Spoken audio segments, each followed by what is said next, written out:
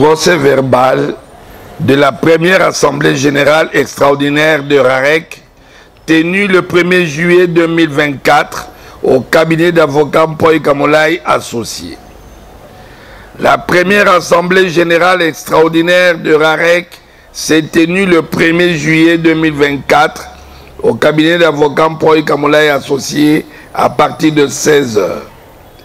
Étaient présents en personne sur WhatsApp où étaient représentés les membres ci-après. 1. Professeur Mpoy Kamolai Lumbala Chamanyangala, fondateur en ligne. Madame Moleka Mubikaï Thérèse, cofondatrice en ligne. Madame Mouepou Micheline, secrétaire permanente. Maître Moyo Wabutumba Patrick, conseiller juridique. Monsieur Kiasimboa Touzizila Joseph, trésorier général. Monsieur Mpoy Tony Nicolas, coordonnateur chargé de l'intendance. Monsieur Mpoy Capita Fortuna, chargé de l'appui technique. Monsieur Bekope Jafar Joseph, coordonnateur de la jeunesse en ligne. Madame Mapera Hortense, en ligne. Madame Toumba Eugénie, coordonnatrice adjointe de la jeunesse, en ligne. Monsieur Bouloumouka Sabin, coordonnateur adjoint de la jeunesse, en ligne. Madame Lolangoy Plamedi, étudiante, en ligne. Étaient représentés Monsieur Kabamba Chiwara Célestin, conseiller. Monsieur Lumingu Chikungu Léon, conseiller. Madame Kafouti Arline était excusée. Monsieur Kounsevi Monama Ferdinand, malade. Docteur Kalemba Koni Joseph, trésorier général adjoint retenu par le service. L'ordre de l'Assemblée générale comprenait les points ci-après. 1. Évaluation du déroulement de la 4e journée scientifique. 2. Rapport financier concernant la 4e journée scientifique. 3. Modalité de mise en œuvre du mandat confié à RAREC au terme des résolutions de la 4e journée scientifique. 4. Divers. Chaque point inscrit à l'ordre du jour a été examiné et débattu comme suit. Un tour de table a permis à chaque participant de prendre la parole. 1. Évaluation du déroulement de la 4e journée scientifique. Les participants se sont exprimés de manière globalement positive sur l'organisation et le déroulement de la réunion. Ils ont relevé que l'organisation constituait dès le départ un défi majeur, ayant été conçu pour être exécuté simultanément à Kinshasa et aux États-Unis. L'équipe mise en place aux États-Unis avait estimé que le temps dont nous disposions était trop court pour organiser la journée scientifique avec le succès anticipé. Ils avaient donc suggéré de reporter la tenue de l'Assemblée générale au mois d'octobre 2024 afin de se donner davantage de temps pour mieux organiser les activités. Eu égard à la thématique générale retenue, l'équipe présente à Kinshasa avait par contre estimé que la situation de guerre qui prévaut intensément dans la partie orientale de notre pays nous obligeait de tout mettre en œuvre pour exécuter à la date du 64e anniversaire de notre indépendance comme nous l'avions initialement programmé.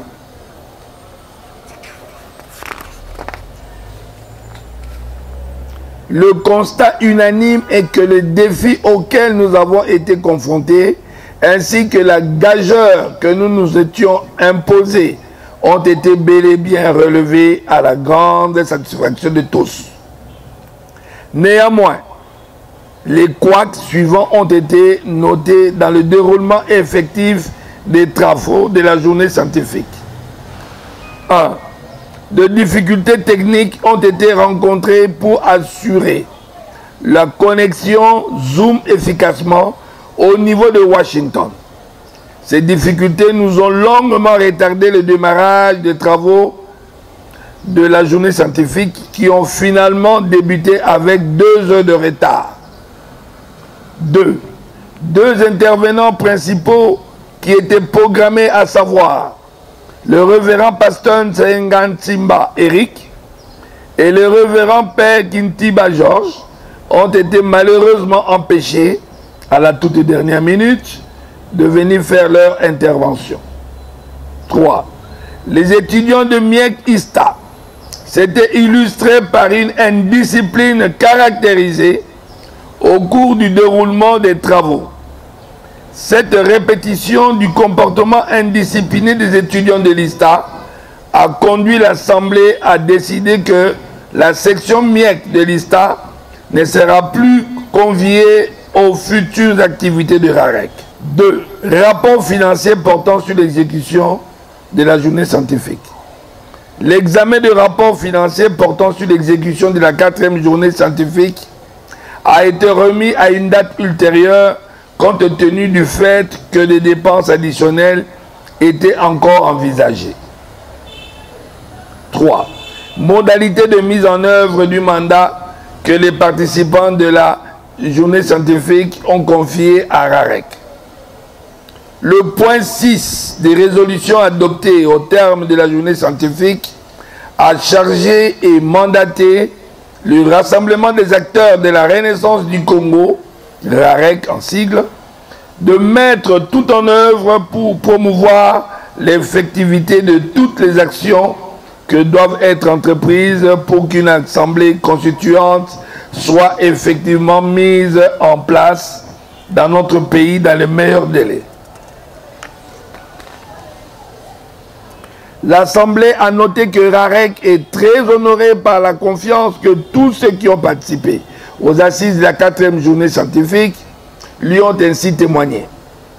RAREC est pleinement conscient non seulement de l'ampleur et de l'immensité de la tâche qui lui est confiée, mais aussi et surtout de l'urgence que cette mission revêt, compte tenu de la misère et de la souffrance qui sont endurées quotidiennement par notre peuple et de l'angoisse générale qui nous envahit tous au regard de la situation sécuritaire déplorable qui menace sérieusement l'intégrité territoriale de notre pays.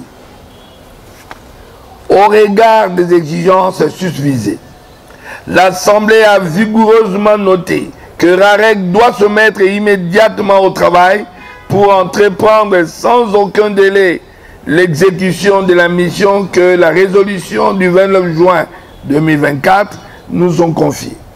À cet effet, il convient d'instituer une structure idoine au sein de RAREC pour exécuter de manière efficace, effective et efficiente la mission que RAREC a dûment accepté d'assumer.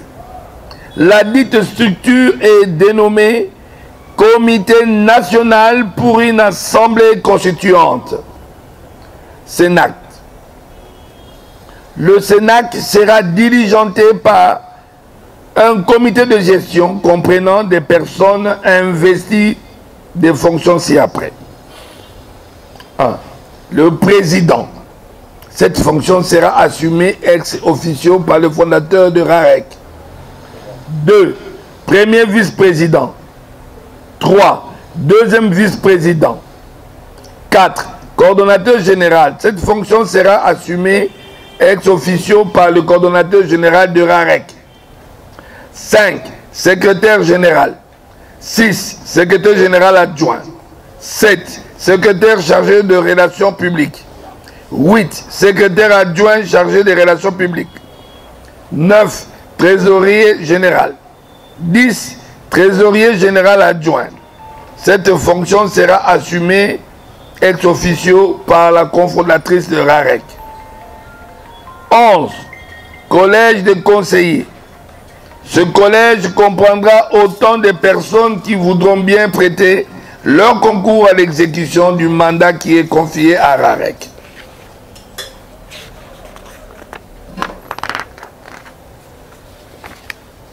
Le comité de gestion de SENAC sera secondé par des coordonnateurs établis au niveau ci-après.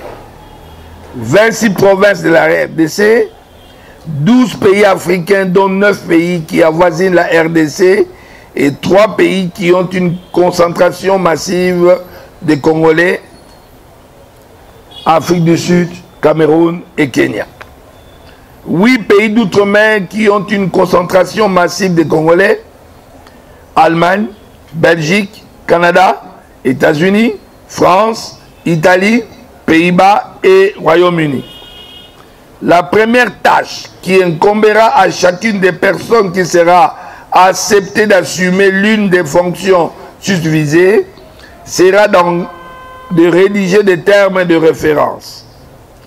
La première réunion du comité de gestion sera dédiée à l'examen des termes de référence proposés pour chaque poste. La deuxième réunion sera dédiée à l'examen de la feuille de route du SENAC. La troisième réunion sera consacrée à l'examen du programme d'activités qui seront proposés. La quatrième réunion sera consacrée à mettre sur pied les modalités de collecte des signatures pour la pétition concernant l'exigence d'un référendum pour instituer une assemblée constituante. La cinquième réunion adoptera les modalités de collecte de fonds pour assurer l'autofinancement du fonctionnement du SENAC. L'Assemblée générale extraordinaire du 1er juillet 2024 a approuvé la mise sur pied du SENAC. Appréciation, félicitations et remerciements. L'éclatante réussite de la journée scientifique témoigne de l'ardente aspiration de notre peuple de voir émerger une ère nouvelle dans notre pays à travers un nouvel ordre social devant garantir la paix, la justice, la concorde et l'harmonie entre tous les habitants de notre beau et grand pays.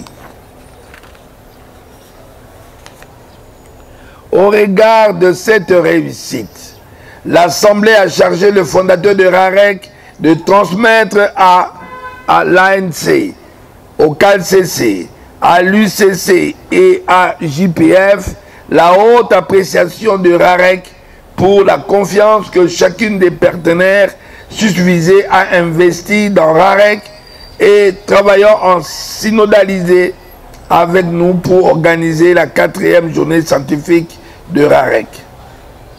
L'Assemblée générale a félicité vivement tous les panélistes pour le temps qu'ils ont investi bénévolement et généreusement dans la préparation de leur exposé, dont la qualité et la hauteur ont grandement impressionné tous ceux qui ont participé à cette haute activité scientifique en présentiel à Kinshasa et à Washington, ainsi que sur Zoom à travers le monde. L'Assemblée générale a exprimé sa vive gratitude à toutes les personnes dont la générosité traduite par le don de leur temps ainsi que celui de leur argent ont rendu possible la tenue excellente de la 4e journée scientifique de RAREC.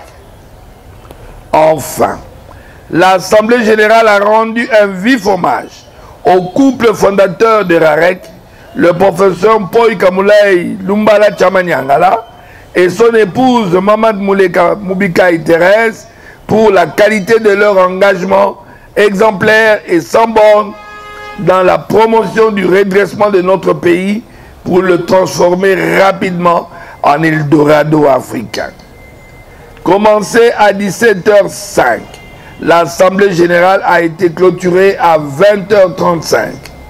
Fait à Kinshasa le 1er juillet 2024. Les participants: Professeur Paul Kamulai Lumbala Chamanyangala, fondateur. 2. Madame Mouleka Moubikai Thérèse, cofondatrice. 3. Conseiller Monama Ferdinand, coordonnateur général. 4. Maître Moyo Abuntumba Patrick, conseiller juridique. 5. Madame Mouepou Micheline, secrétaire permanente. 6. Monsieur Kiassim Boatouzizi, la trésorier général. Docteur Kalemba Koni Joseph, trésorier général adjoint. Monsieur Mpoy Tony Nicolas, coordonnateur des intendances. Monsieur Lumingu Chinkunku Léon, conseiller. Monsieur Kabamba Chiwala Célestin, conseiller. Madame Kayembe Amnazo Françoise, coordonnatrice des affaires sociales. Madame Kassongo Elali, coordonnatrice chargée du genre. Madame Yohan Bongacheli Claudine, coordonnatrice adjointe chargée du genre. Madame Mapera Hortense, coordonnatrice chargée de communication. Monsieur Mpoy Boukassa Pierre, chargé de logistique. Monsieur Mpoy Capita Fortuna, chargé de la logistique adjoint. Monsieur Bekope Jafar, coordonnateur de la jeunesse. Madame Toumba Eugénie, coordonnatrice adjointe de la jeunesse. Monsieur Bouloumouka Sabin, coordonnateur adjoint de la jeunesse. Madame Lola Ngoy Plamedi, étudiante. Madame Lola Bénédicte, étudiante. Kafouti Arline, étudiante. Monsieur Miezi Clever. Monsieur Kissiata, bienvenue. Monsieur Matungulu Guillaume. Madame Poingalola Marie Coco. Évidemment, pour les participants, nous avons des gens qui sont là, qui pourront compléter évidemment la liste de participants. Je vous retourne la parole, Président. Sur le procès verbal dont nous venons d'entendre la lecture. On commence par ceux qui sont en ligne. Ici à Washington, j'ai toujours tendance à dire en ligne, nous avons Maman Thérèse. Est-ce que vous avez souhaité vous exprimer au sujet du procès verbal? Moi, je crois que le procès verbal est bien fait et c'est tout ce qui a été dit qui a été fait, donc il n'y a pas d'ajout là-dessus. Merci. Merci. Alors, nous avons en ligne le maître Guilain Bamouangaï. Est-ce que vous souhaitez intervenir à ce sujet? Vous avez la parole, maître Bamouangaï. Avant que maître Bamouangaï ouvre son micro, je voudrais m'assurer si nous avons enregistré la présence de monsieur Kalambaï Nala Jean-Louis, qui doit être arrivé pendant qu'on faisait la lecture du procès verbal. Monsieur Kalambaï, si vous êtes là, est-ce que vous pouvez vous manifester pour que nous vous accueillions, s'il vous plaît? Monsieur Kalambaï est le conseiller politique et diplomatique de Madame la Présidente nationale de l'Alliance des élites pour un nouveau Congo. N'est-ce pas, connaissance, participer à cette assemblée, et c'est un grand plaisir. J'affirme que je suis présent et je pense que je vous ferai ma part de rapport sur ce que j'aurais entendu et succinctement notre point de vue. Merci beaucoup, hein, Monsieur le Président. Jusque-là, nous n'avons pas trouvé une conclusion, mais le fisc à titre provisoire, c'est bien lui, Dr Jean-Louis, qui peut bien intégrer, et puis, alors, il aura à se prononcer en tant que porteur lui-même, mais sinon, nous sommes ensemble, voilà. Et nous sommes ensemble tout au cours de la réunion. Sans doute, on trouvera des issues pour certaines choses, particulièrement responsabilités qu'il faudra assumer dans l'organisation. Voilà. Donc, je me suis mis à côté. Voilà. Donc, je suis obligé, parce que d'arriver quelque part très rapidement, et puis après, je pourrais ouvrir encore mon micro et ma caméra.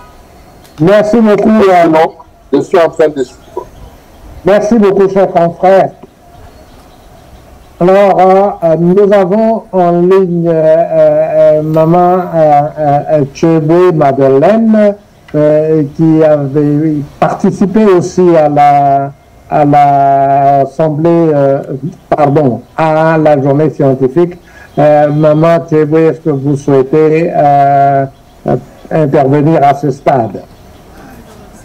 Si vous souhaitez intervenir, veuillez ouvrir votre micro, s'il vous plaît. Ah, voilà, et le micro et la caméra. Très bien. Bon, bonjour à tout le monde. Bonjour. Bonjour. Oui, c'était pour moi un grand plaisir de suivre donc le séminaire qui s'est passé la fois passée parce que ça m'a beaucoup intéressé, tous les intervenants. En tout cas, je les remercie. Et bon, moi, je suis déjà membre de RAREC, mais je n'ai pas beaucoup approfondi, donc je n'ai pas pu assister à toutes les réunions. Mais maintenant, je me décide de vous suivre et d'essayer de faire quelque chose aussi, si c'est possible. Mais pour l'instant, avec les procès verbales que je viens d'entendre, donc je n'ai rien à ajouter, mais sinon, tout était bien. Et pour l'instant, je n'ai rien à ajouter. Merci. Merci beaucoup. Merci beaucoup, Maman Mado. Oui.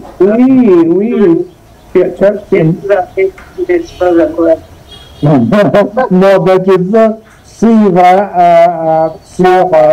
Pourtant, je n'ai pas checké. Je vois là où j'avais des derniers chiffres. Ok, on est en plein et on va vous faire suivre, participer par WhatsApp. Ah, ok, d'accord. Bon, ok, merci. Alors, nous avions là en ligne Maman Laurence qui essaye de se connecter. Vous devez savoir que Maman Laurence a 84 ans. Et donc, vous comprenez qu'elle réussira à se connecter. À nous, de la vieille génération, on doit faire un effort pour maîtriser la technologie. Alors, en ligne, nous avons M. Sabin.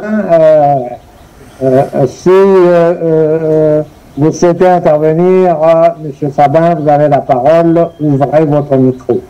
Nous pouvons maintenant passer à Kinshasa pour prendre les réactions, les observations, les commentaires de ceux qui sont sur place à Kinshasa. Pardon, je vous passe la parole pour que vous puissiez accorder à ceux qui sont sur place. Avant de le faire, je voudrais vous demander est-ce que, entre-temps, Maman Pasteur est arrivée ou elle est encore en route? Je ne le sais pas. Non, pas encore. Ok. Allez, vous avez le micro pour accorder la parole à ceux qui sont sur place à Kinshasa. Et le caméraman pourra nous aider à voir qui est en train de s'exprimer. Distingués invités, mesdames et messieurs de la presse, parce que ils étaient censés être là, je ne sais pas s'ils sont arrivés entre-temps. Nous sommes là. Ah, ok, très bien. RAREC se réjouit de votre présence. Je pensais qu'elle allait être nombreuse à la réunion de sa deuxième Assemblée générale extraordinaire qui se tient en ce jour et en ce lieu. L'ordre du jour de cette deuxième Assemblée générale extraordinaire vient d'être examiné. Il comportait un seul point, à savoir l'adoption du procès verbal de la première réunion de l'Assemblée générale extraordinaire qui a été tenue le 1er juillet 2024 ici en ce lieu même. La dite réunion était motivée et justifiée par la nécessité d'accepter formellement le mandat que les participants de la 4e journée scientifique de RAREC a confié à RAREC au terme des résolutions qui ont été prises solennellement à l'issue de la dite journée scientifique le 29 juin 2024. Cette allocution, à l'occasion de la 2e journée scientifique, cette allocution à l'occasion de la 2e Assemblée générale de notre rassemblement nous permet de partager le contexte général dans lequel se situe la tâche dont RAREC mesure toute l'ampleur et dont tous les membres de RAREC ont accepté d'assumer courageusement la charge qui leur incombe à tous, de mener à bien afin de contribuer au redressement de notre pays pour le transformer en Eldorado africain. Voici comment nous avons procédé et les résultats que nous avons. Après avoir lu et adopté le procès verbal de la première Assemblée générale extraordinaire, nous allons procéder à la signature de ce procès verbal parce qu'il s'agit d'un document important pour le développement de notre pays et pour l'histoire que nous contribuons à léguer aux générations futures. Nous conclurons notre assemblée après avoir échangé sur la structure que nous allons mettre en œuvre pour mener à bien cette tâche. Et la prière de clôture sera conduite par maman pasteur Mbongo Viviane Bénédiction. La structure que nous avons mise en œuvre, que nous avons mise sur pied et qui va se mettre d'arrache-pied au travail à partir de ce moment, s'appelle le Comité national pour une assemblée constituante, en sigle Sénat.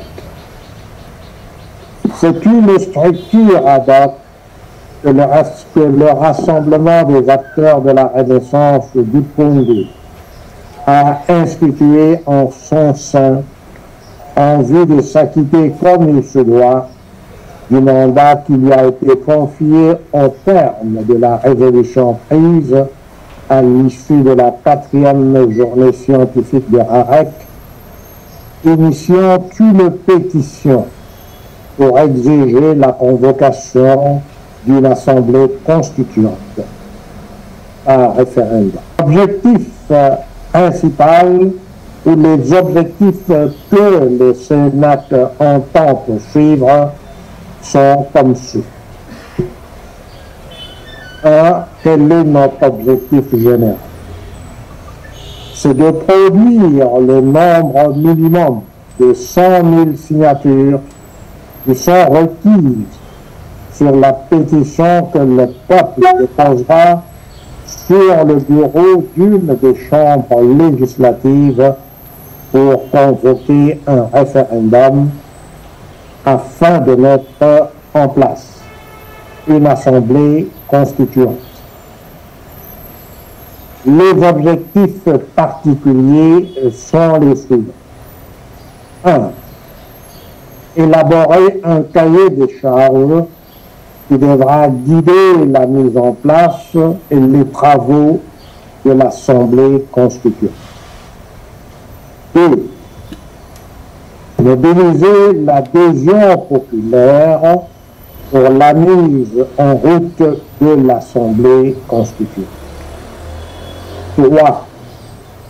Éduquer et motiver le peuple pour prévenir, dénoncer publiquement et résister à tout réflexe identitaire et tribaux qui sont toujours instrumentalisés par les gouvernants et par les politiciens de tous bords qui sont à leur solde pour s'évertuer d'empêcher le peuple de s'affranchir de l'oppression à laquelle nous sommes tous assujettis depuis le 1er juillet 1960.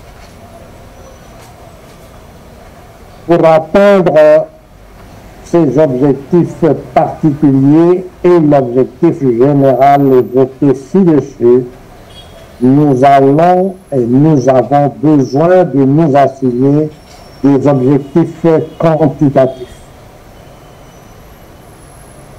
Le nombre total des entités que nous ciblons pour produire le nombre de signatures requises par la Constitution pour déposer notre pétition sur le bureau d'une des chambres législatives s'élève à 46.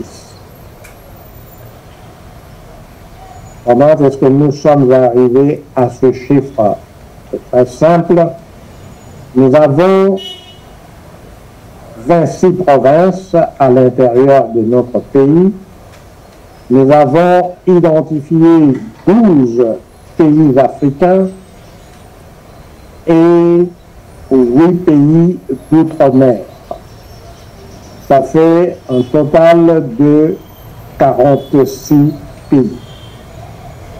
Sur cette base, de manière notionnelle, chaque bureau de coordination devra s'employer à produire un minimum de 2175 signatures dans un court laps de temps, et ce temps devra être le plus court possible compte tenu du naufrage qui menace sérieusement l'existence même de notre nation. Cette tâche que nous entreprenons est une tâche dont d'aucuns pourraient penser qu'elle serait subversive. C'est pour ça qu'il est important pour nous de comprendre, pour chacun de nous de comprendre la base légale et la légitimité de ce que nous avons entrepris en termes des résolutions adoptées le 29 juin 2024 à l'issue de la 4e journée scientifique de Rennes. Le 5 décembre 2023, Ravec avait clairement dénoncé les manœuvres qui étaient déployées par les politiciens de tous bords à travers une tenue chaotique des élections dont les résultats ne serviraient qu'à précipiter davantage notre pays dans l'oubli. Je dirais dont les résultats n'allaient que servir davantage à précipiter notre pays dans les gouffres. Le déroulement effectivement chaotique des élections qui eurent lieu du 20 au 30 pratiquement décembre 2023 a consolidé davantage la détermination du mouvement des rebelles dit du M23, comme l'atteste clairement le cessez-le-feu qui est transitoirement mis en place depuis le 5 juillet, c'est-à-dire depuis 4 jours, et le pourparlers que le gouvernement de notre pays a entrepris sans clairon avec le gouvernement du Rwanda, comme nous l'avons tous appris au cours du week-end dernier à Zanzibar. Le chef de l'État a déclaré lui-même sa détermination de réviser la Constitution malgré l'esprit et la lettre de l'article 219 de la Constitution qui interdit purement et simplement une quelconque révision de la Constitution en temps de guerre ou durant une période où l'état de siège ou l'état d'urgence serait en cours sur une quelconque partie du territoire national. Or, nous savons tous que depuis janvier 2020 et de mars 2020, l'état de siège a été proclamé dans 3 provinces de notre pays, à savoir l'Ituri, le Nord Kivu et le Sud Kivu. Et l'état de guerre que nous connaissons tous prévaut en ce moment même dans la partie orientale de notre pays. Ce qui signifie que la Constitution, en vertu de laquelle toutes les institutions actuelles sont en place et d'où elles tirent leur légalité, pour ne pas dire leur légitimité, interdit toute révision constitutionnelle. En termes très clairs, qu'est-ce que cela veut dire? Cela veut dire que si l'intention de mettre en place une révision constitutionnelle en vue de modifier la Constitution actuelle, cela serait en lui-même une violation intentionnelle de la Constitution. Et donc, cela veut dire que dans le contexte politique actuel, toute tentative de modification de la Constitution actuelle, selon les exigences de cette Constitution, constituerait un crime de haute trahison. Voilà pourquoi, chers acteurs de la Renaissance du Congo, la tâche qui a été confiée à RAREC et que le RAREC vient d'accepter formellement aujourd'hui est une œuvre de salut national et de salut public. À ce que, dans ce pays où il y a des juristes qui ne s'emploient qu'à vouloir exécuter la volonté de ceux qui gouvernent, il est important que des juristes qui se mettent au service du peuple expliquent à notre peuple que la seule voie pour assurer la survie de notre nation, c'est de nous mettre ensemble pour redéfinir les modalités de notre vivre ensemble, et cela ne peut se faire légitimement que lorsque le peuple, en vertu de l'article 5 de la Constitution actuelle,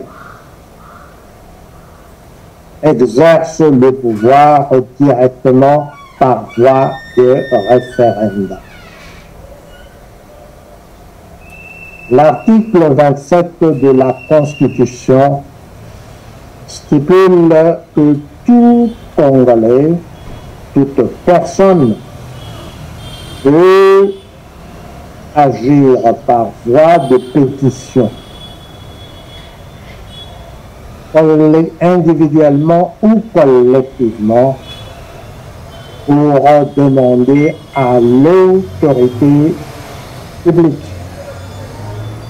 agir dans un sens qui doit être salutaire pour la nation. Cet article précise en des termes très explicites que nul ne peut être poursuivi pour avoir initié ou pour avoir participé à la signature d'une pétition individuellement ou collectivement. C'est donc en toute légalité et en toute légitimité que l'action que nous avons entreprise aujourd'hui est une action de salut national. Je disais donc que, au terme de l'article 27 de notre Constitution, entreprendre une pétition pour adresser à l'autorité publique est un acte totalement légal et par conséquent totalement légitime. La Constitution elle-même stipule que nul ne peut être poursuivi pour avoir initié une pétition ou pour avoir contribué à l'initiation ou à la signation ou à la signature d'une pétition. Donc l'œuvre que nous avons entreprise ensemble, d'aucuns pourraient prétendre que c'est une action subversive, loin s'en faut.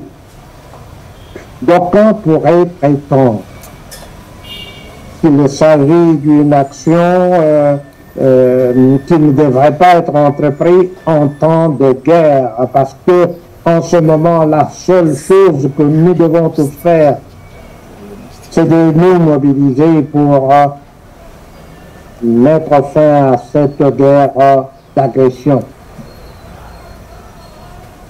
Ce qui s'est passé ce week-end à Zanzibar démontre très clairement qu'il n'y aura pas de solution militaire.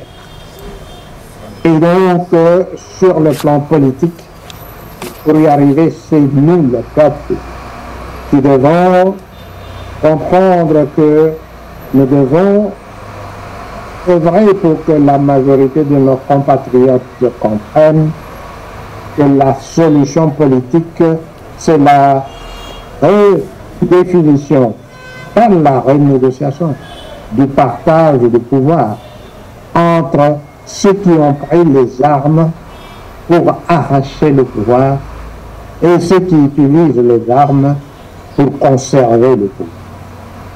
C'est pour ça que notre action en tant que peuple est une action éminemment salvatrice pour notre pays et pour l'avenir de nos enfants et de nos petits enfants.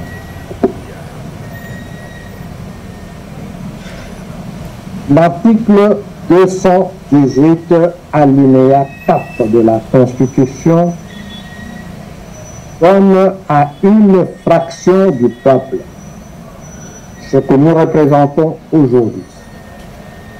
C'est que ce droit d'agir pour obtenir que la définition de la survie, de ce qui est utile et nécessaire pour assurer la survie de notre nation, n'est pas le monopole ni l'apanage exclusif des politiciens.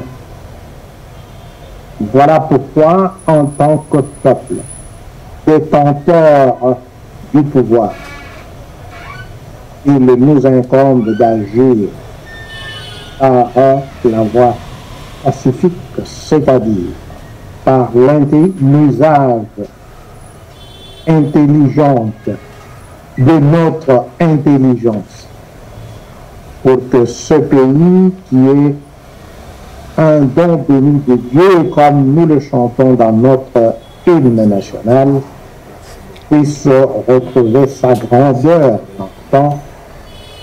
en redevenant le pays phare de notre continent. La survie de notre nation en dépend. Le destin de notre peuple est entre nos propres mains.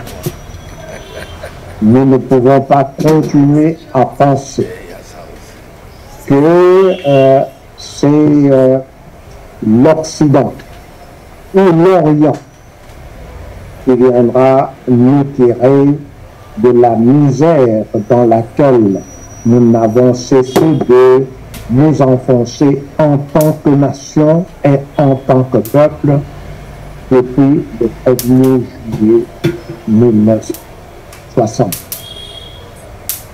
Nous devons donc dire résolument non à l'idolâtrie de tout chef, qui qu'il soit, et de quelque parti qu'il le soit, parce que tout chef est un être humain. Et en tant que tel, il demeure faillible comme chacun d'eux.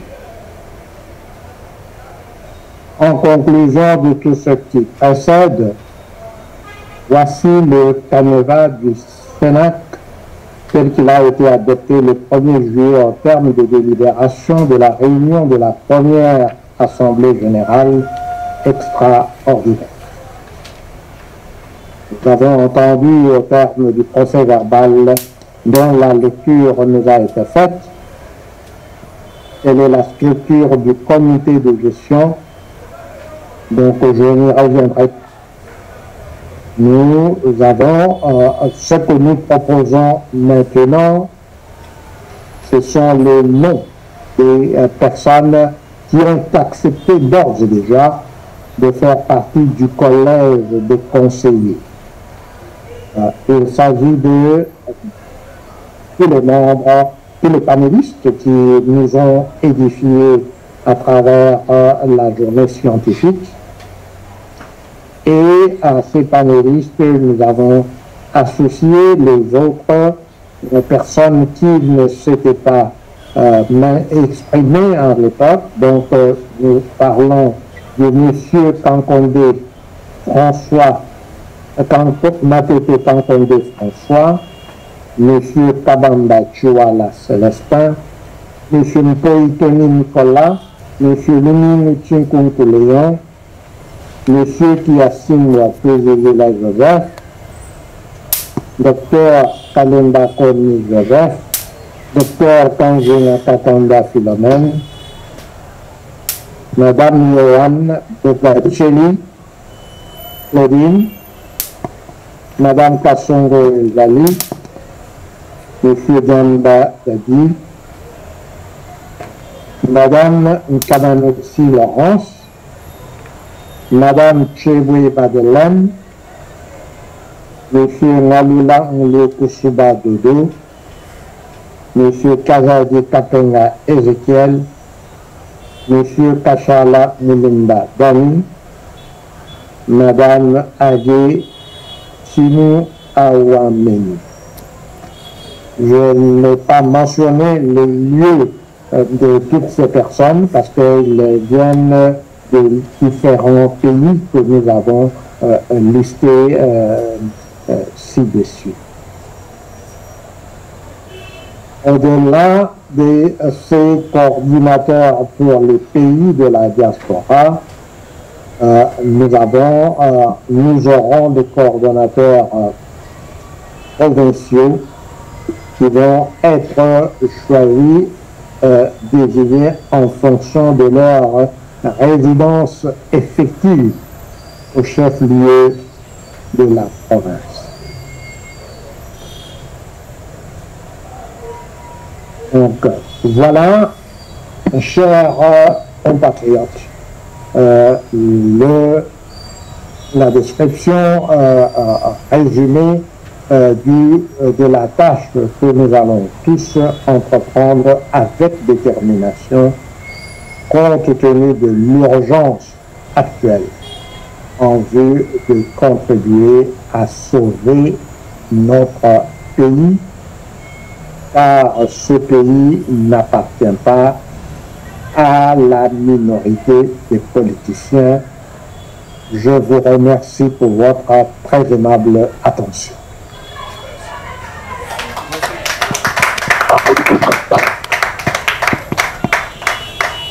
C'est chose que vous le voyez. Il a enfourché son vélo. Le nouveau Premier ministre et le secrétaire général sont sortis l'accompagner. Il était seul, il est monté sur son vélo. Il est parti. Voilà. Parce que là-bas, il n'y a pas d'oppression.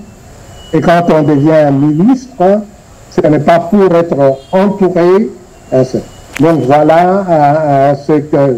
Donc, Eugénie, nous sommes là pour nous soutenir et en particulier pour vous les jeunes, parce que quand nous, on est sortis de l'université, quand nous disons que nous étions opprimés par les Belges, quand nous sommes sortis de l'université, nous ne cherchions pas du travail.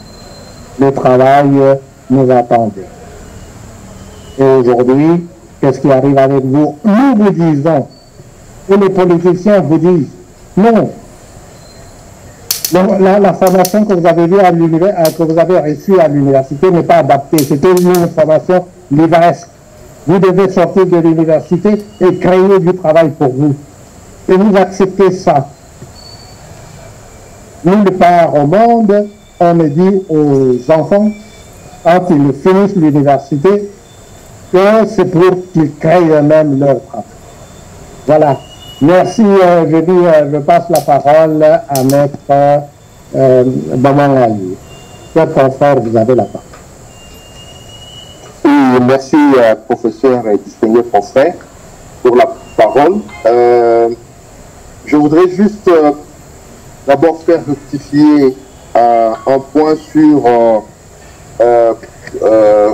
relatif à l'état de siège, qui ne concerne que deux provinces en fait, l'Ituri et le Nord Kivu, à moins que quelqu'un sur place puisse me corriger.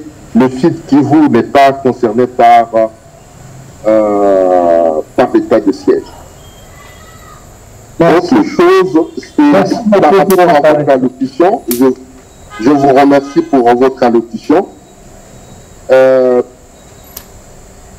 Moi, je suis directeur de cabinet de Madame Marie-Josée Issokou, qui a été candidate présidente de la République en 2023. Et elle a été gouverneur de province en 2016-2017. Et aujourd'hui, elle est présidente du parti politique ANC, Alliance des élites pour un nouveau Congo, et présidente de Ekoki Natosha, qui est un mouvement social pour la promotion de la dignité de la femme, une démarche de la société civile pour la paix à l'Est et dans tout le pays, sur l'ensemble du territoire congolais. Elle a été parmi les premières personnes à avertir la mauvaise organisation des élections et dire que nous allons pratiquement surgir sur un chaos. Elle a fait même un point de presse à ce sujet et demandé même une transition de 2 ans pour aller à la 4e République par référendum, par l'adoption d'une constitution, une nouvelle constitution au référendum. Elle n'a pas été comprise, mais néanmoins, elle est restée dans la course électorale en s'offrant une tribune d'expression. Elle est restée dans la course pour indiquer une voie salutaire pour notre pays et ce qu'elle appelle la combolisation, la rupture du système de prédation par la combolisation pour la renaissance de la RDC. Aujourd'hui, elle s'estime heureuse d'être dans la course pour un nouveau bébé, un nouveau pays. Elle est dans une lutte pour un pays autre Congo construit par les Congolais, parce que ce que nous avons aujourd'hui, c'est une affaire de Léopold II et de ses amis et de ceux qui leur ont succédé.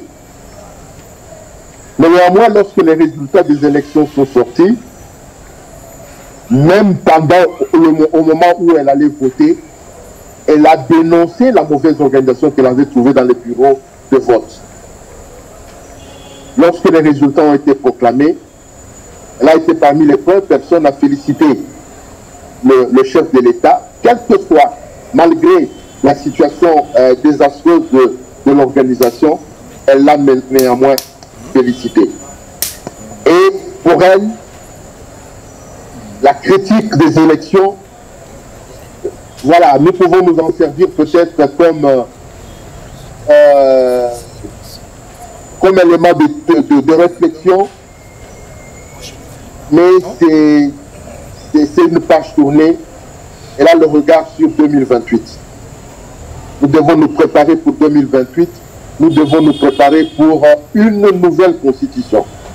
Et voilà ce qui nous rassemble avec Raret, c'est que nous avons tous la soif d'un nouveau Congo.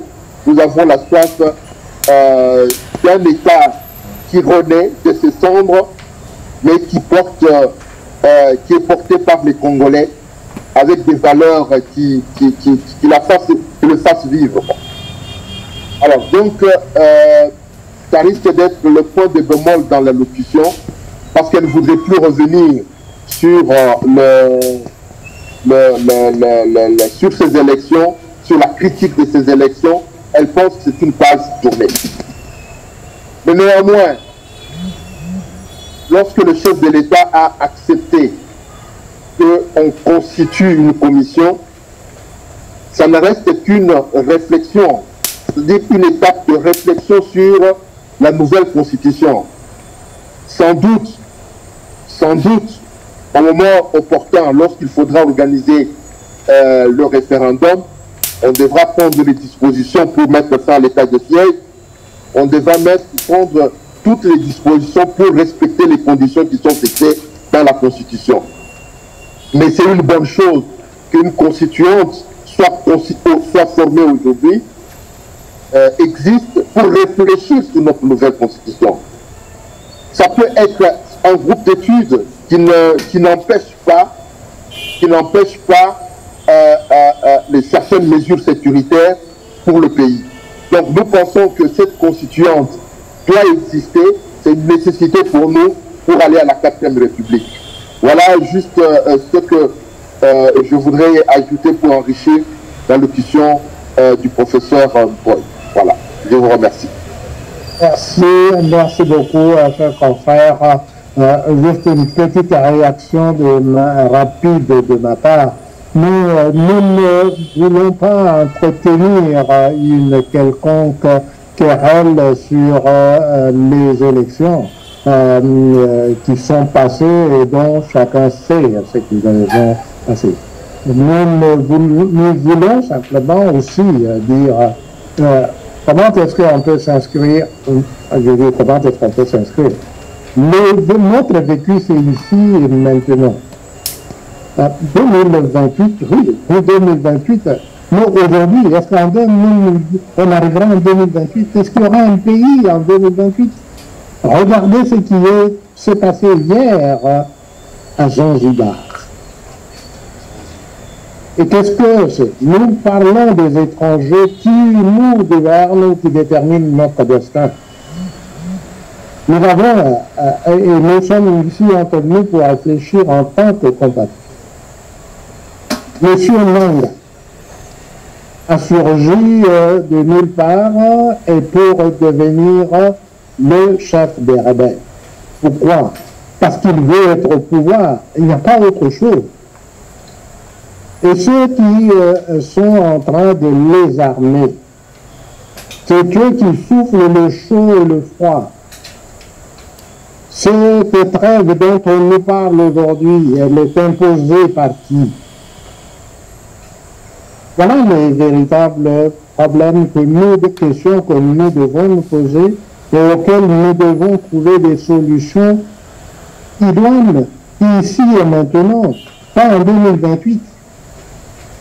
Voilà pourquoi s'il y a un point sur lequel nous allons continuer de converser, c'est précisément cela. Parce que quand on dit 2028, quand on dit la logique c'est quoi? Vous avez volé les élections, oui c'est bon, parce que même moi je ne veux pas entretenir des querelles sur ces élections. 60% des Congolais n'ont pas participé.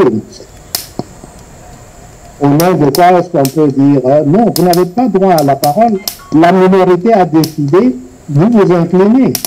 Voilà, mais ça ce sont des débats de juristes et nous allons bien entendu poursuivre la réflexion ensemble. Ok, merci beaucoup pour votre contribution, chers confrères. Nous revenons maintenant à Kinshasa, à moins que ça va, vous êtes connecté, vous êtes, si vous êtes connecté, si vous souhaitez intervenir, vous avez la parole.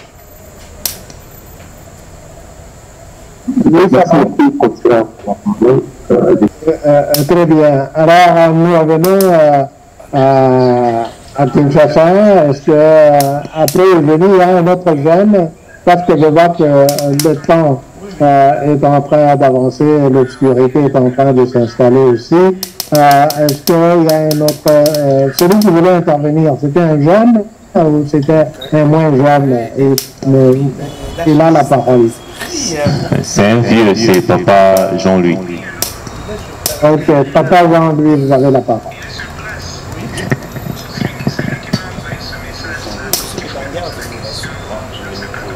C'est que je suis présent dans cette séance de travail parce que délégué par Madame la Présidente de l'ANC, Madame Marie-Josée Ifokou, je suis auprès d'elle son conseiller politique et diplomatique.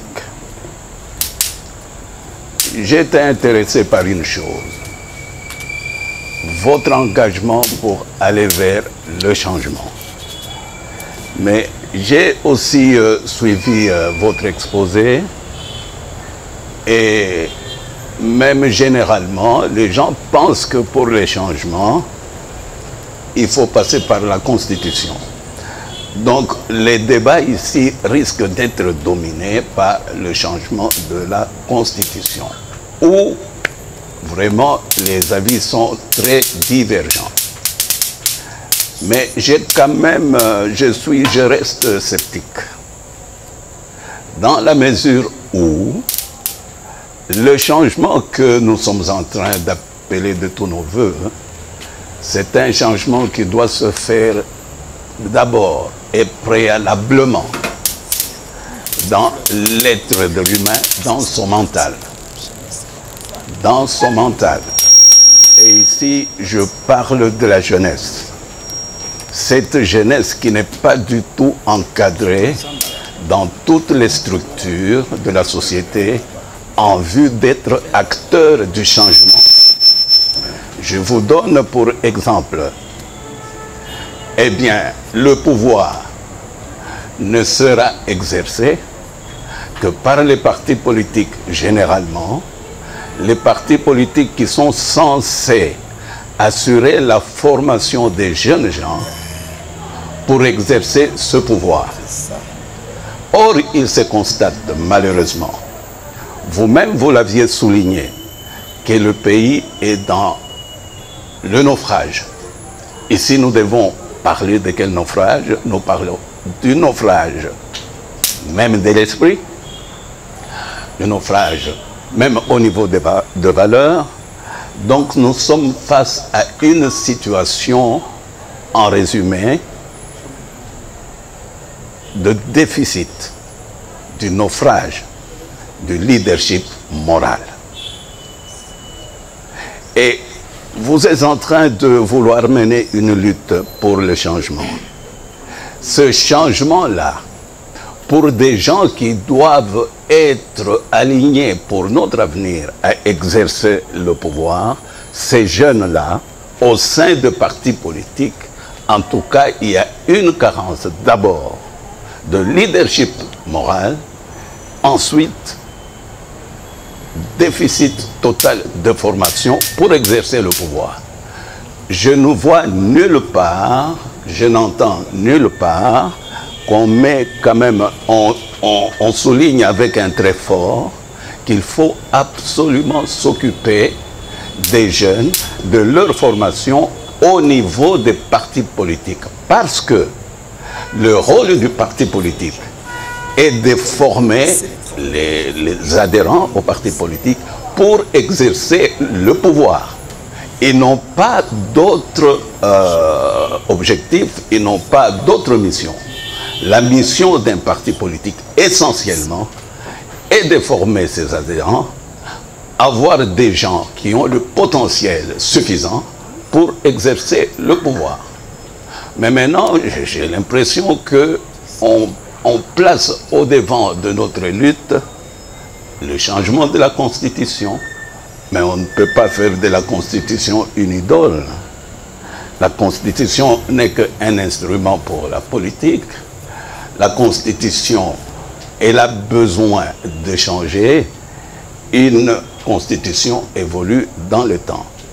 Donc je voudrais tout simplement souligner à votre intention, monsieur le professeur, que nous devrions, pour la renaissance de la République, porter notre investissement, comme d'ailleurs le souligne d'une façon résumée Madame Marie-Josée Ifokou, cette renaissance-là, elle doit commencer par nous-mêmes. Notre malheur est que nous avons des leaders politiques qui sont créés par les événements, des acteurs politiques créés majoritairement par les événements et qui n'ont pas plutôt créé les événements. Donc nous sommes dans un déficit où nous devons nous recréer parce que la renaissance en elle-même signifie se recréer, se refaire et se reconstruire. J'aimerais vraiment que vous puissiez, dans votre vision pour la renaissance, dans votre démarche, que vous puissiez équiper les jeunes gens pour l'avenir des stratégies les meilleures possibles pour se recréer, pour se reconstruire, parce que la richesse d'un pays, c'est la créativité de ses enfants. Donc voilà, en quelques mots, ce que je voulais bien résumer à votre intention pour que vous puissiez en prendre vraiment une bonne note pour l'encadrement de nos jeunes. Qu'est-ce qui s'est passé au Burkina Faso? Qu'est-ce qui s'est passé au Mali? Qu'est-ce qui s'est passé? Je vais commencer par ça parce que ce sont les cas réels. Et qu'est-ce que pour maintenant revenir à notre propre pays? Qu'est-ce qui s'est passé en 97? Qu'est-ce qui s'est passé en 65? Qu'est-ce qui s'est passé en 57 avec le Bel? Donc ce que nous avons, et si nous pouvons nous donner l'illusion que les situations de notre pays, et ici vous voyez que j'ai omis délibérément de dire la situation sociopolitique de notre pays. Non, c'est la situation de notre pays. Alors, pour aller vite, pour ne pas prendre un raccourci, on peut faire une révolution pacifique à travers une constituante, c'est-à-dire c'est le peuple qui serait mis en cause et qui dit, pas qui serait mis en cause, qui dit aux politiciens, non, le chemin que vous avez établi nous a conduit là où nous sommes. Et on ne va plus continuer à vous permettre, à vous les politiciens, de faire ce que vous avez fait jusqu'à présent. Alors, pourquoi est-ce que nous parlons de l'Assemblée constituante? En 1960, lorsque nous devenons indépendants, et nous sommes devenus indépendants pas comme les autres. Pourquoi? Parce qu'on a remis sur le tapis, on a créé la charte coloniale, a été remplacée par la loi fondamentale. C'est un exercice de souveraineté ou c'est un exercice de changement de l'ordre social par l'intelligence plutôt que par la violence. En Angola, qu'est-ce qui se passait en Angola? En Indonésie ou au Mozambique ou en Algérie, lorsque je disais que ce qui se passe quand nous parlons de l'Assemblée constituante, c'est pour dire que si nous ne passons pas par une redéfinition de l'ordre établi, l'ordre social, je ne veux pas utiliser le mot politique, mais le politique c'est tout. Mais nous avons ici un ordre social éminemment injuste et qui est la source de toutes nos misères. On peut faire, nous n'avons que deux choix. Le premier, c'est celui de nous amener en tant que peuple à dire non, nous devons redéfinir cet ordre social de manière intelligente. Et ça est l'Assemblée constituante. Et c'est ce qui s'est passé en 1960. Les Belges n'ont pas voulu faire comme les Portugais. Et donc, ils ont renégocié l'ordre existant à l'époque pour nous permettre de passer, comme nous avons fait, à la loi fondamentale.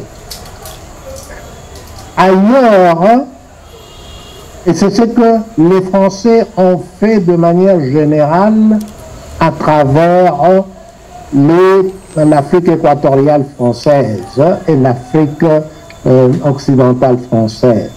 Ils ont renégocié l'ordre qui était établi à travers d'abord la création de la communauté française et en proposant aux colonies d'accepter de faire partie de la France. Et les événements se sont passés autrement. Et alors, à partir de l'expérience malheureuse qu'ils ont eue avec la Guinée, on dit, ok, bon, ça ne marche pas, nous allons aller directement à la formule que vous souhaitez.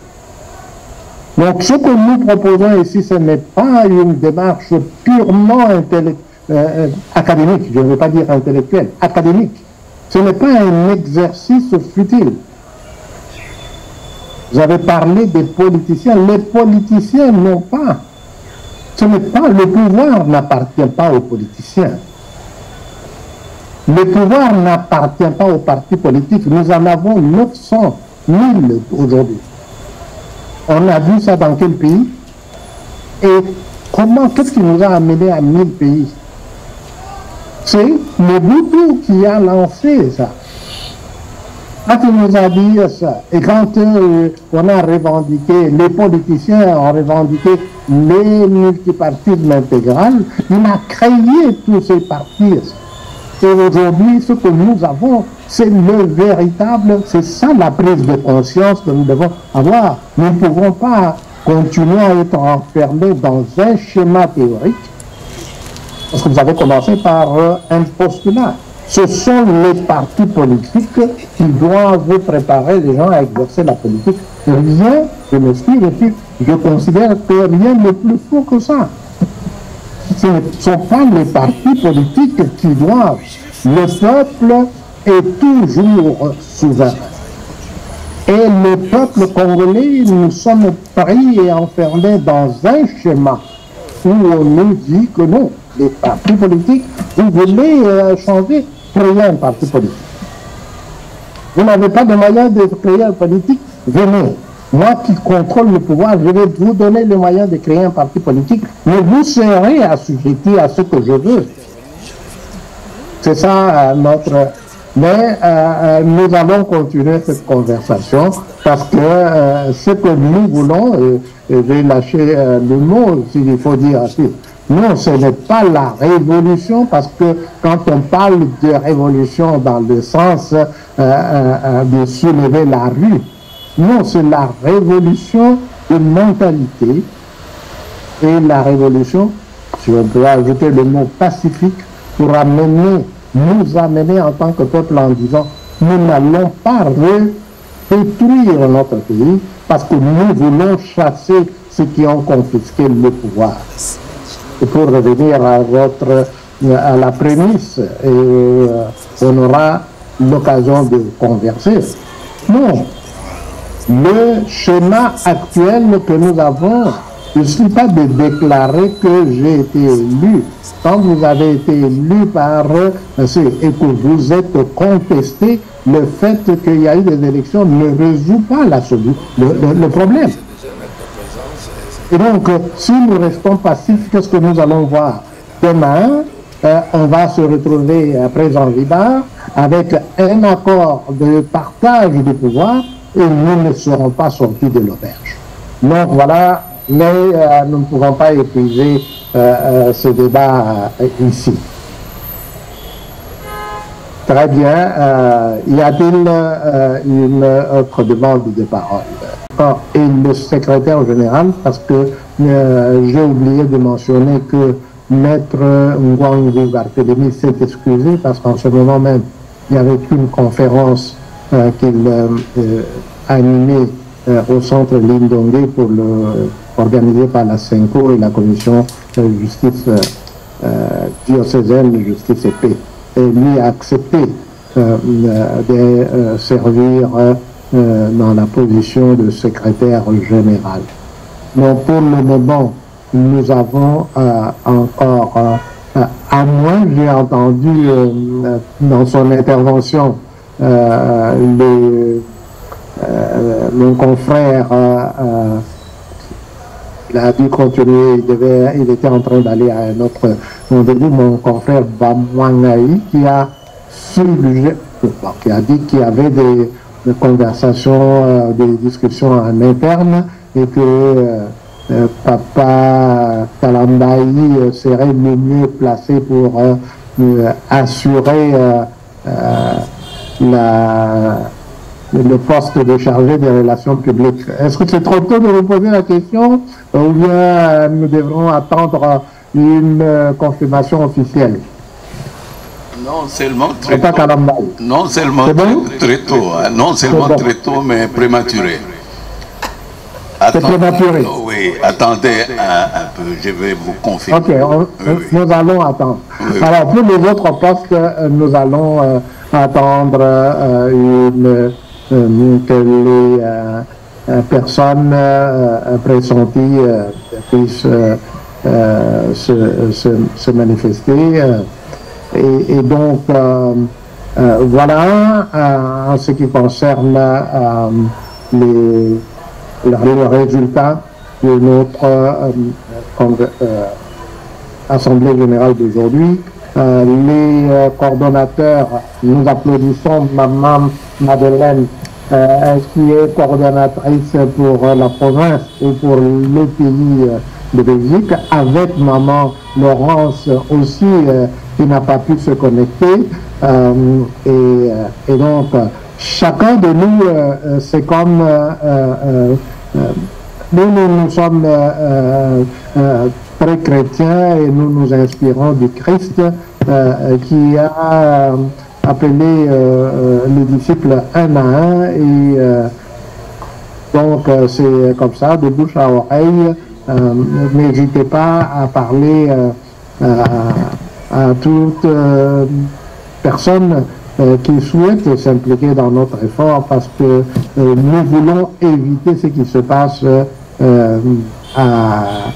ailleurs. Parce qu'on voit la tendance, on a vu le printemps arabe, maintenant en Afrique, je ne sais pas comment on allait, personne n'est encore venu, mais la vague est en train d'avancer, parce que lorsque l'ordre social établi dans un pays devient unique, tôt ou tard, quelqu'un viendra agir de force pour rétablir l'ordre. Et comme on a vu hier ce qui était établi, le cas le plus saillant, c'était la Guinée équatoriale. Et la Guinée, qu'est-ce que je veux dire, le Gabon. Le Gabon, on a vu ce qui s'est passé au Gabon. On a vu ce qui s'était passé avant en Guinée, Conakry. On a vu ce qui s'est passé au Mali. On a vu ce qui s'est passé au Tchad. Alors donc, n'attendons pas, et c'est ça l'usage intelligent de notre intelligence. Ce n'est pas attendre qu'il y ait un autre. Parce que quand il arrivera, s'il surgit, et quand il surgit, il n'annonce pas qu'il va surgir. Et nous nous souvenons, nous, quand nous étions jeunes, que nous étions contre Mobutu. Nos parents étaient pour Mobutu.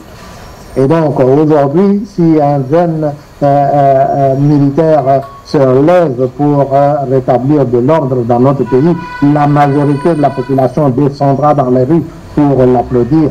Ce serait faire preuve de mauvais usage de notre intelligence de nous cacher cette réalité-là qui nous menace. Voilà, alors sur ce, je pense que je vais retourner le micro au cordon pour qu'il nous donne sa réflexion, et puis nous pourrons alors demander, et avant de retourner au micro, je voudrais demander à maman pasteur, avant la prière. Bonsoir à tout le monde, bonjour là où vous êtes, parce que certainement c'est la journée. Sincèrement, je n'ai rien à ajouter. Je crois que les DIRCAB de son Excellence Madame Marie-Josée Ifoku s'est bien étalé par rapport à la situation de notre pays. Et aussi, j'ai beaucoup apprécié la sagesse de Papa Jean-Louis. J'aime toujours être à ses côtés, parce que ces réflexions m'ont toujours inspiré. Je crois que vous l'avez remarqué aussi. Donc, je n'ai rien à ajouter. Tout ce que nous pouvons dire, que Dieu nous aide pour que tout ce que nous sommes en train de faire puisse avoir un aboutissement heureux. Parce que souvent, les Congolais, nous avons, n'est-ce pas, la culture de créer, d'inventer. Mais finalement, ça couche la souris. Donc, nous pensons qu'avec Erarec et cette plateforme qui vient de naître, fera son bonhomme des chemins et ça pourra effectivement donner des résultats escomptés. Voilà tout ce que j'ai à dire. Merci. Il ne sera pas meilleur et le lendemain de son lendemain n'en sera pas meilleur non plus. Ce que je suggère, enfin, quand je dis que je suggère, chaque fois que je suis au Congo, à Kinshasa particulièrement, j'ai toujours, je dis, je m'amuse pas, j'interroge les jeunes, je vois comment les jeunes se comportent, je vois comment les jeunes réfléchissent. À un certain moment, je me dis, mais pauvre jeunesse, parce que la bonne réflexion, l'objectivité, certains paramètres ne sont même pas saisis par nos jeunes. Je vais vous donner l'exemple. Moi, quand je parle de renaissance, c'est ça ce qu'on fait dans Rarek, et on rejoint Son Excellence, Madame Ifoku et Madame notre révérende. Ce sont d'abord les valeurs intrinsèques que nous devons avoir pour mieux travailler et pour mieux servir l'autre.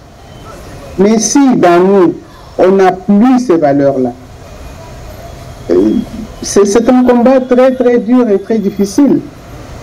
Moi, chaque fois que je reviens à Kinshasa, je me dis, ah, j'ai grandi là et quand je reviens, je suis complètement perdu. Parce que je constate que ma jeunesse, qui est mon enfant, qui est mon petit-enfant, qui est l'arrière-petit-enfant, est complètement déboussolée. Elle ne sait pas là où aller. Et nous qui avons encore quelques lueurs de sagesse, quand je dis lueurs de sagesse, c'est parce que je veux minimiser. Nous qui avons encore un peu de sagesse, nous avons cette obligation et ce devoir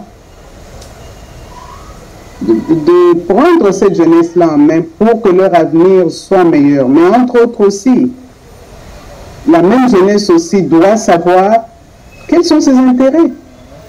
Qu'est-ce qu'elle veut pour son avenir? Mais tant qu'elle ne le sait pas encore, nous qui sommes là, nous sommes là pour l'éclairer. Le social et la politique, comme nous disons, ça va de pair. Parce que si le social ne va pas, c'est que la politique, quelque part, ne va pas.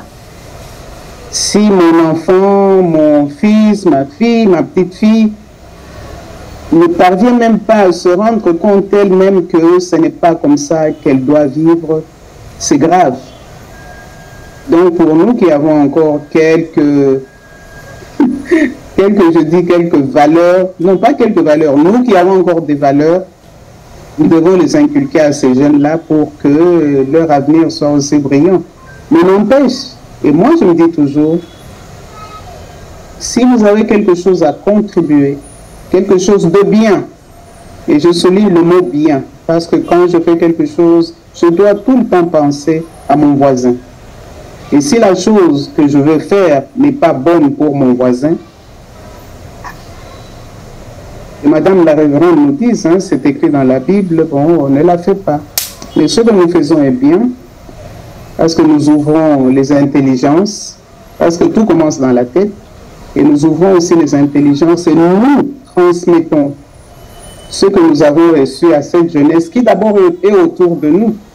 Et comme j'aime à me répéter avec tous ces jeunes-là que je côtoie à chaque fois que je suis là, si vous vous appelez Sabin, il ne faut pas que quand Sabin sort, quand Sabin rentre chez lui, on dise « Ah, mais vraiment ce Sabin-là, il est différent. » Et les autres jeunes suivront Sabin.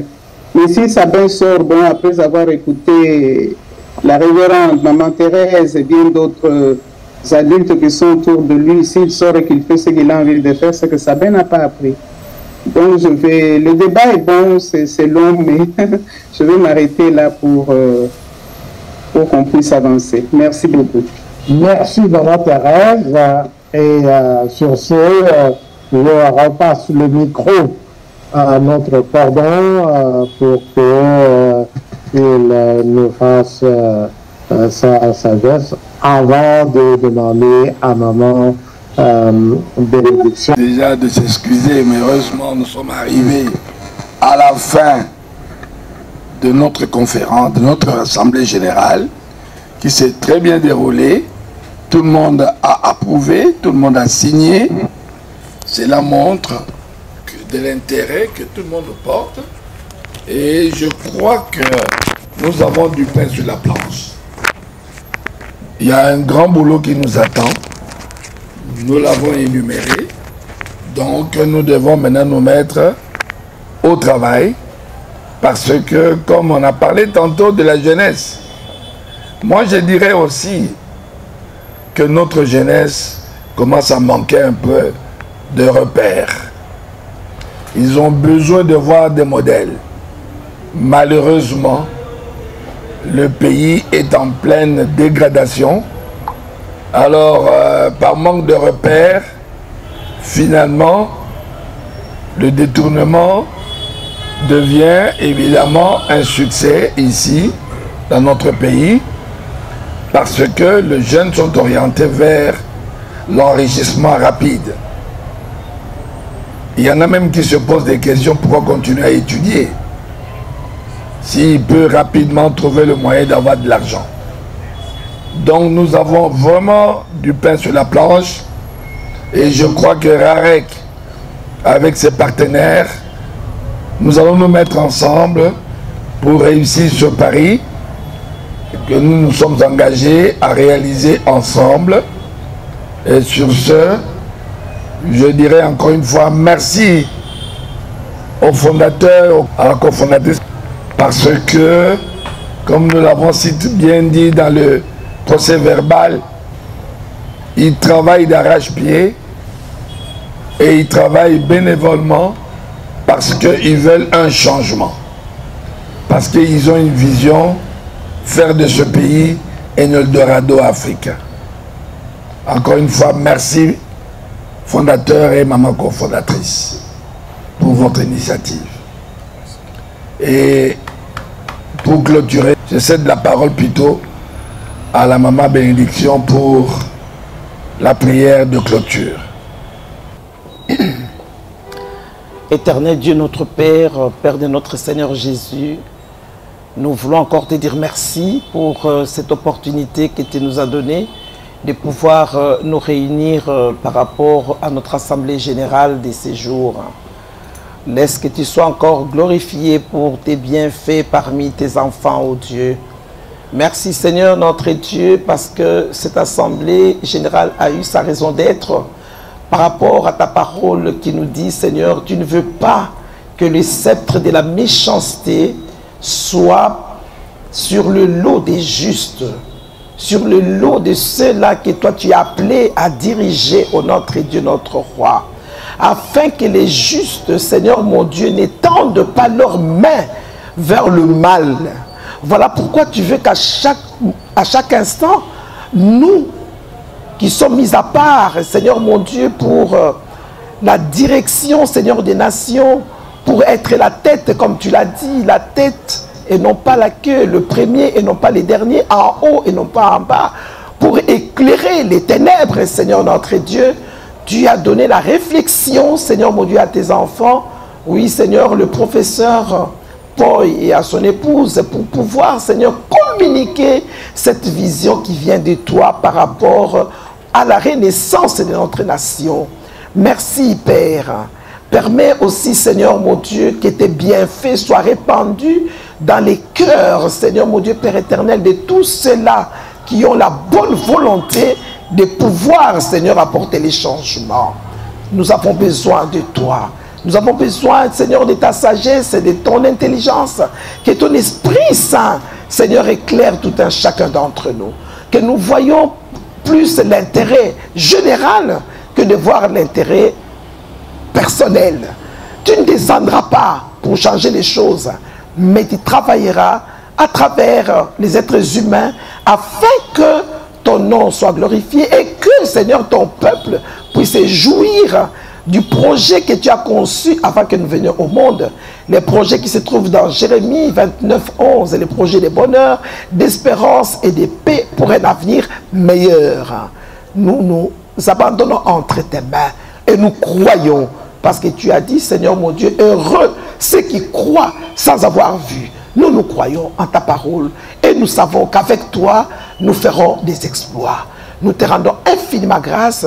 Bénis tout un chacun d'entre nous, Père éternel. Bénis, Seigneur mon Dieu, cette vision. Bénis notre pays, Seigneur notre Dieu, notre roi. Laisse que ton nom soit encore exalté, car c'est à toi seul qu'appartiennent le règne, la puissance et la gloire pour des siècles et des siècles. Amen. Amen. Amen.